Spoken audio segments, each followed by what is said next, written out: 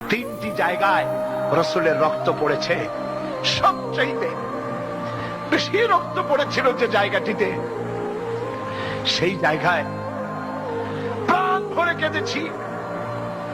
আমার স্ত্রী আমার সাথে ছিলেন। আমি তায়েফে গিয়ে লোকেরা আমাকে যখন বলল বিশ্রাম নিতে, আমি বললাম না, বিশ্রাম করব না, আগে আমারে নিয়ে যাও। আমার রাসূলকে মারছিল যে রাস্তাটা, ওই রাস্তাটা আমার আগে দেখাও। 3 দিনের না খাওয়া, রাস্তার দুই দিকে কাফেরেরা দাঁড়ানো, চতুর্দিক থেকে পাথর মারা শুরু করে দিল। আহারে, এমন সুন্দর চেহারার মানুষ দেখে কেমনে মারল তারা।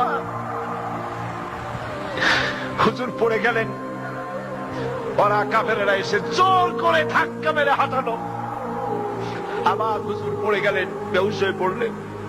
আবার ওরা উঠাইয়া জোর করে আবার হাঁটানো।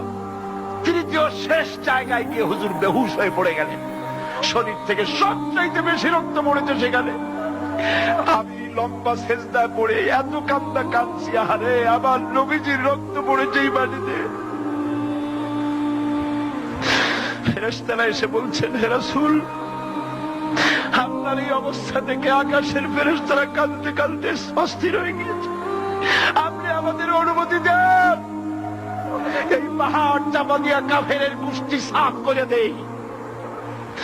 আমার নবীজি বললেন, না, আমি তো বলবো না, আমি তো পৃথিবীর মানুষকে প্রতিশোধ দিতে আসি নাই।